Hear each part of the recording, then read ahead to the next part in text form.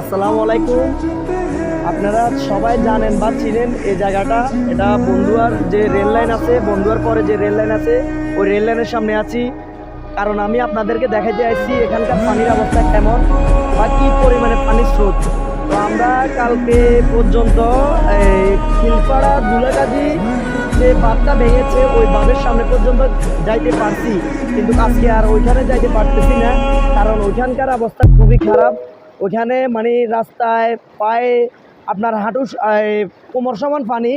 তো ওইখানে আর যাওয়ার কোনো অবস্থা নাই। ওই কারণে আমি এখন আপনাদেরকে দেখাইতেছি মানে এখনকার পরিস্থিতিটা কীরকম, এখনকার পানির তীব্র স্রোতটা কীরকম। ওই কারণে আপনারা আপনাদের জায়গা থেকে সতর্ক হওয়ার জন্য আমি এই ভিডিওটা এখানে আজকে উপস্থিত হয়েছি, এখানে ভিডিওটা করতেছি। আমি বলবো আপনারা আপনাদের জায়গা থেকে সতর্ক হয়ে যান। রাতের ভিতরে হয়তো কিছু একটা হতে পারে, তো আমি বলবো না হবে, এরকম কিছু বলবো না, কিন্তু রাতের মধ্যে কিছু একটা হইতে পারে। আপনারা আপনাদের জায়গা থেকে সতর্ক হয়ে যান। আসসালামু আলাইকুম।